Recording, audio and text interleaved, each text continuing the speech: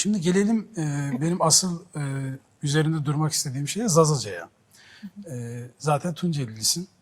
Bingöllüyüm. Evet, pardon, Bingöllüsün. Bir Zazaca şarkı söyleyeceğiz ama Zazaca dilinin akıbeti hakkında biraz senden şey yapabilirim. Hani unutulmaya doğru giden bir dil. Evet. Yani unutulmaya yüz tutmuş bir dil.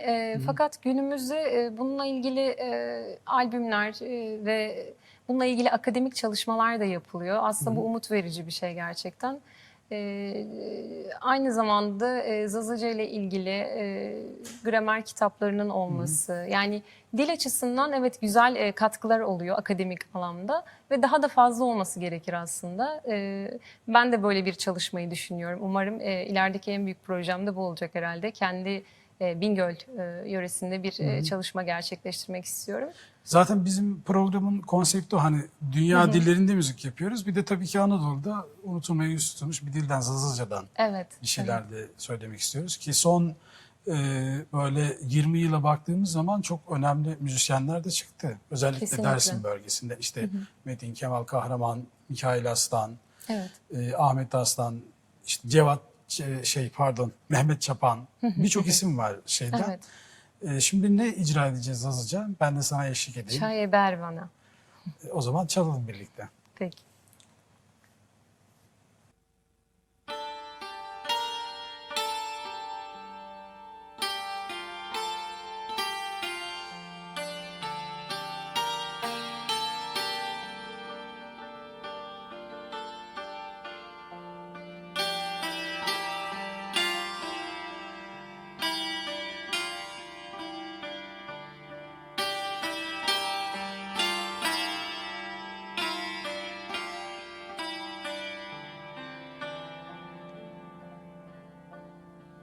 Deve, deve, deve,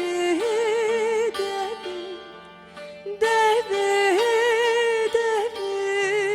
deve, deve, devem serveram biya kebe, devem serveram biya kebe. Çaye ber bena, çaye ji bena, çaye ber bena, çaye ji bena, derde tutko marane vana, name tutko marane vana.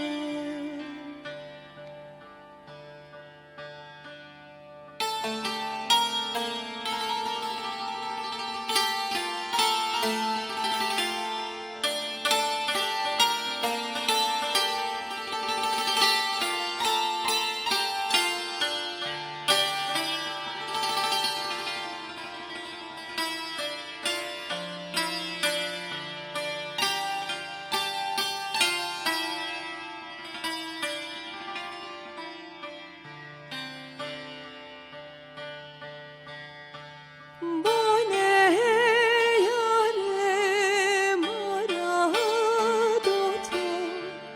bone yare maradoto, yare mare evrono neronen puta, yare mara evrono neronen puta. Çaye ber bena, çaye ji bena, çaye ber bena, çaye ji bena, derde tutko marane vana, name tutko marane vana.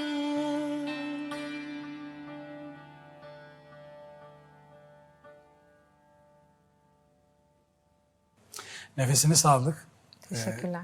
Şimdi Zelişan Kavak kemane ile